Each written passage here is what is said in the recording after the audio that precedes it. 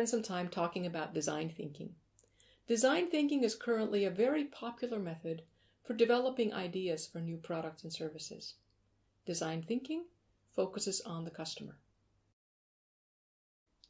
The first step in design thinking is to figure out what the customer's problem is.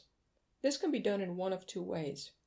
You can go out and ask prospective customers, or you can imagine what they want. If your target customers are similar to yourself, you might get away with the second option, but for now, let's assume that's not the case. Going out and interviewing several customers is usually the most effective way to find out what the customer's problem is. But this needs to be done right. You can't just go out and tell prospective customers about your idea and ask them, "Do you want this?" Most people like to make other people happy, so they will be inclined to say yes, even if they would never actually buy your product or service. What you need to do is to get people to talk about their problem, to get them to describe it to you without asking leading questions or hinting at the answer you would like to hear. Be empathetic. The second step in design thinking is to define the problem. You do this based on the insights you gain from talking with a prospective customer. Your goal is to figure out, based on what customers have told you, what is the actual problem. The third step is ideation. This means brainstorming ideas for how to solve the problem you just defined. Stay focused on just this one problem, but try to come up with lots of ideas. Now sketch up your best ideas and show them to prospective customers. Your sketches don't need to be perfect, just enough to explain what your idea is about. The fourth step is to build a prototype of one idea. You will probably select an idea that seemed to be well received by the prospective customers you talk to. Good ideas often combine something that is already being used with something that's novel. And don't forget to ask yourself what meaning the product or service can deliver.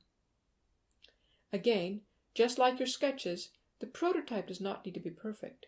It needs to be just good enough to try out. Remember that the first version of a product is always flawed, and since the product will evolve anyway, you should not sweat the details at this point.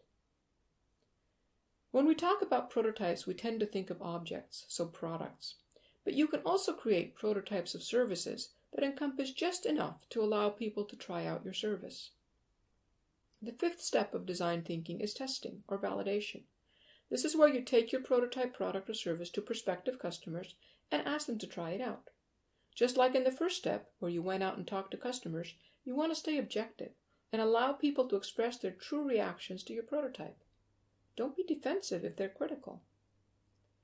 There are 5 steps to design thinking, but the first time you hit step 5 will probably not be the last. Based on the insights you gained in the testing step, you may need to go back to ideation or prototyping to try again.